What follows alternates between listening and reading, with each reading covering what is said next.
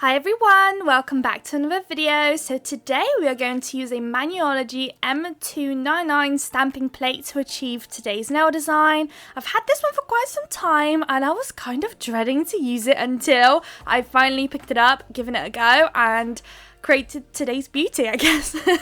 So it's going to be abstract inspired. I feel like this whole plate is basically abstracty. Anything you pick up from there and stamp down, you're literally going to get abstract. So we've got Lilac Pursuit from Madame Glam, and we also have a white from Cloud Beauty. I think it said 1232 possibly is the number. So now we're going to start applying our base colours. So we've only got the two colours today.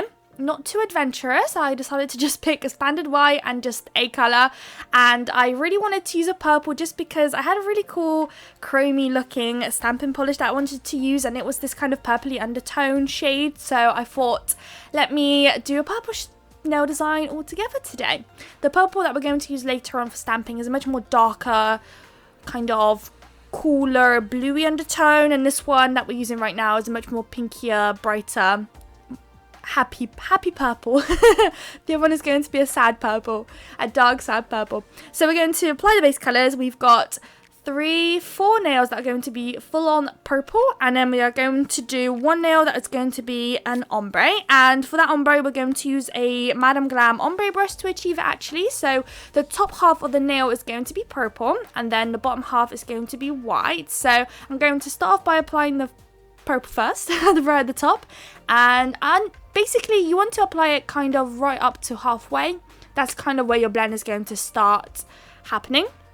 You want to make sure you don't place too thin of an amount of of gel polish firstly, just because I find the less I use, the more it's harder for me to blend. So you don't want to be like putting too thin of a layer. You want just a decent thickness, if that makes any sense. You notice when you start doing it with the brush where you notice when you've placed too little and when you've placed too much, because then you get all cakey and everything. So now that you've placed the two colours down, all you want to do is go side to side. So I like to start off in the centre, and this is where I'm trying to blend the two colours together in the centre. I've got my lint-free wipe there ready that has some liquid on there. It has some nail prep liquid on there too from Miley, just to help me clean my brush, and I'm mainly focusing in the middle to blend the colours. Once I'm happy that I've got a blend, at this point you do not need to worry about it being too perfect. Basically I'm just trying to blend the centre, although it's kind of looking alright already actually.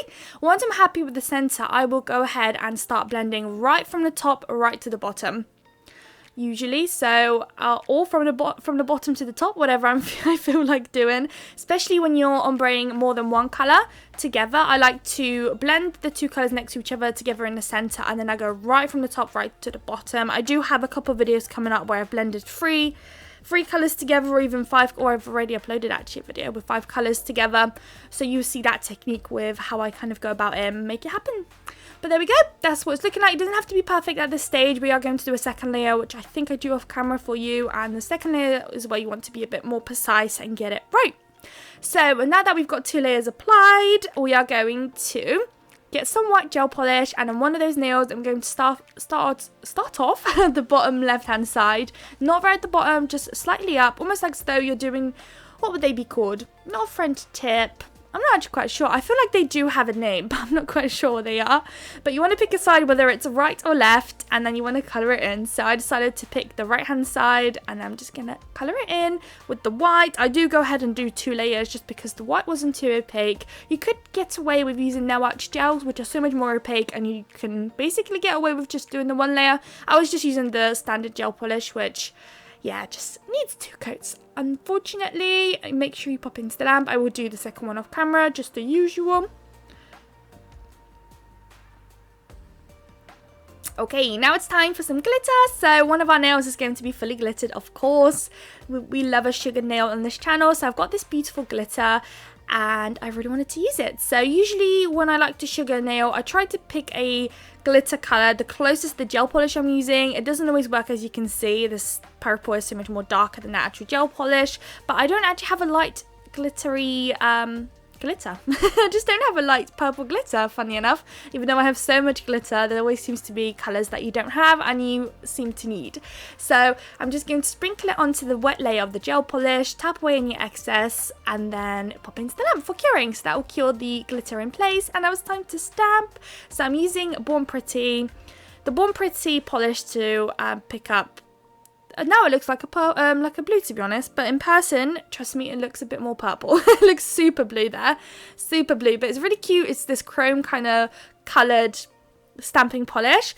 There was one downfall that I managed to do in today's design, and I picked up the wrong white stamping polish. As you can see, it's already there on top left hand side. It's a white stamping polish from Moyu. I personally wouldn't highly recommend that one, unfortunately. It's good for what it does. It's not the best. You can get a much more affordable one from Born Pretty and it works so much better. What I mean by that is you notice that on one nail I stamp the bluey shade down first and then the white on top of it, and on the other nail I stamp the white down first and the blue shade on top. So now that we're stamping the blue first, if you're stamping a lighter shade on top, you really want it to be very opaque and, you know, you just don't want any see-through bits. Unfortunately, the Moyu London stamping polish is very much see-through, which is very annoying. The Born Pretty, I can 100% guarantee it is not see-through. I've stamped before with it on top of darker colours and it's super thick. I mean, it's not thick, it's just perfect. The consistency is great. It's so incredibly beginner friendly. It literally works so well. You don't have to rush too much with it and all of that good stuff. So I know like clear jelly stamper polishes, you kind of have to work fairly quick with those. It's not the best for beginners. Born Pretty definitely is. I highly recommend those. So there, you see where I stamp it on that circle. You can definitely see that circle seeping through, which is so annoying. So annoying because when I did this design off camera before filming, I did pick up the right stamping polish. I did use the Born Pretty one, but unfortunately I managed to pick up the wrong one for filming, so that's my little mistake there. But yeah, trust me on that one, you would definitely not recommend picking up a Born Pretty white stamping polish. They're so great. You can get them on AliExpress, you can get them on Amazon. I'll try and make sure to leave that linked in the description for you, whether it's Amazon or Ali or wherever else you can get them, but they're super great. You can get them from their website too. I think they have a website. So yeah, super great, super affordable. They have so many different colours. Highly recommend. So with the abstract, quickly going back to the nail design, you just really want to have fun with this. You want to pick up any images you want. They've done a few layered little images on the plate where you could pick up the kind of full background and then you can stamp the dots on top of it. So I did really want to utilize that onto the nail. So I will do that now, I think. Yes, I'm going to pick it up with those little dots. And my little picky wrapper. So my jelly stamper today is from Born Pretty. I actually really enjoy using that one and I've had it for years. I think before I even knew what stamping was, to be honest. Though I had a little bit of a whoopsie. I managed to scrape some stamping off. I do think I do go ahead and fix it later on. But yeah, I had that jelly stamper for so long, like so long, before I even knew what stamping was. And I'm so happy I kept it all these years because it's come in so handy. I love how large it is and it picks up so well too. Like, it's so great. I do have a clear jelly stamper as well. It's just, it has glitter seeping through it. It's kind of like not exactly clear, and this one is clear. So it's so much better for filming because you guys can sometimes see what exactly I'm seeing through the stamper when I'm trying to stamp. I've also decided to leave the whole clip of me kind of picking up every image, wiping it when I'm wiping my stamping plate. As you can see, I don't always wipe it in between every single stamp. It's just depending whether I've managed to place some stamping polish as I'm scraping. If I scrape it over an image that I want to use, I'll go wipe it. But if it hasn't been wiped, then, you know, I'm just trying to be as efficient as I can. Pick up as many images as I can, and then at the end just clean it off. And yeah, so here, as I said before, I'm picking up with the white stamping polish first, and then we're going to do the bluey, purpley undertones in a moment, the little details. But yeah, like I said, this stamping plate is so fun. You literally just want to pick up any images you want, layer them on top of each other, place a circle, then place some swirly lines right next to it, slightly overlapping. It's super fun. You can really play about with all sorts of different colours to kind of combine it together. You can even be even more adventurous than I was and pick up 3 colours if you wanted to and do a 3-way kind of abstract-y image if you really wanted to. I do use a lint roller just to get rid of any images that I picked up that I didn't want, or just completely the whole image like you just saw there where I just felt like I didn't pick it up properly. So there we are. We are finishing up with the stamping very shortly. We do have some stamping tools to do on that nail we did, but we've got the white at the bottom left hand side, so we've got some work to do there, and just a very simple little crystal placement, and that will be done. So today I really wanted to focus on the stamping. That's supposed to be the kind of eye catcher, the main design today, and the rest is just a little touch to bring out all the lovely goodies in the nail design.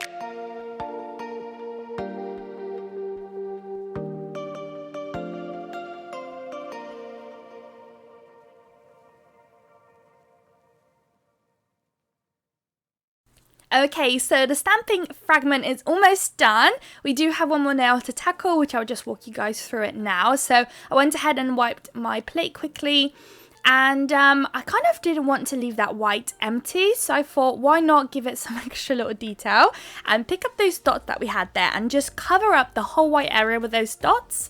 And this ended up becoming a bit tricky, just because maybe not tricky, but a little bit time consuming, because before I could do a whole nail pretty much with my stamping without having to wipe my plate, but here I'm constantly having to wipe it down because I'm constantly picking up the same image. So I could have picked up the other dotted little designs that they've placed on there, but one was a circle, which I thought might be quite difficult to kind of put together on the nail, and I think the other one was quite small, I think, so I just felt like that one was the best one to pick up. And it's a bit of a playing game. You just kind of really want to cover up the white. Of course, if you stamp it the way it is, you're not going to cover it. So some areas you'll be able to transfer, and you have to wiggle around and turn the stamper around, so you really have to focus and make sure you're stamping it exactly where you want. If you end up stamping it over, that's absolutely fine too. Just use some acetone and a brush or a wipe, and just wipe away any areas that you kind of overstamped.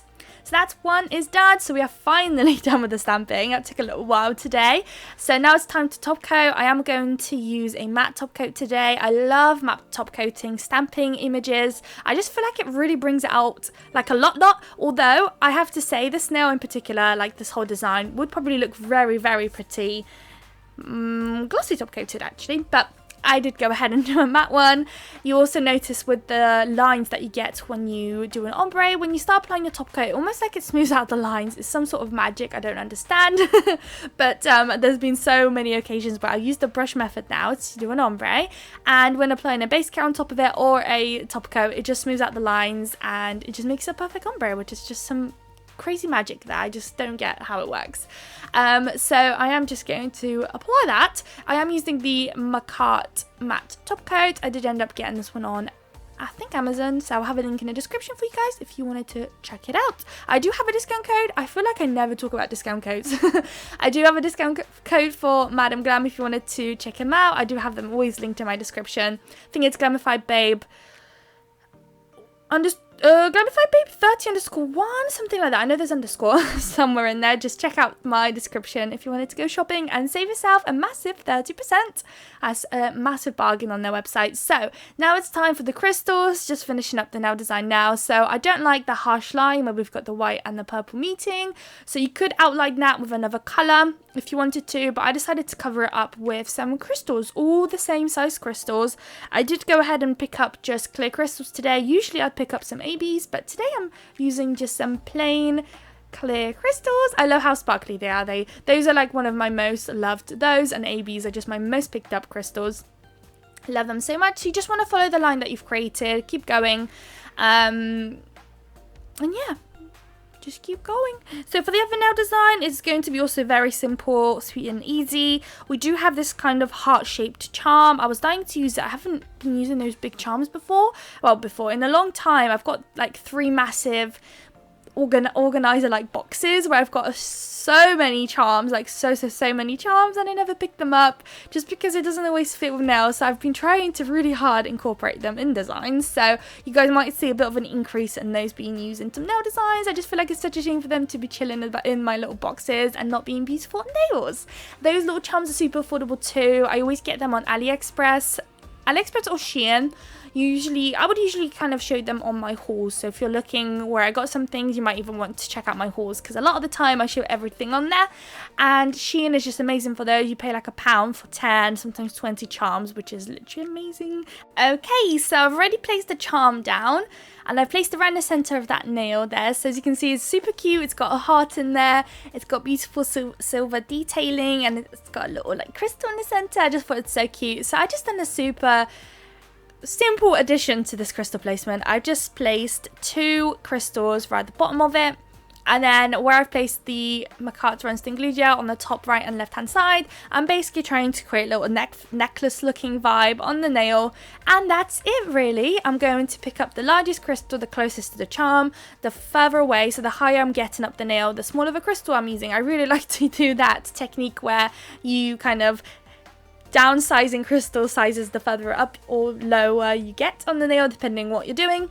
Really like the look that it gives. You could do just the one size. I do feel like it just gives so much more of a impact and just kind of elevates it just a little bit more if you can play about with the sizes and make it look really cute. So I'm just going to finish that one up. We'll pop it into the lamp, and that will basically be job done pretty much.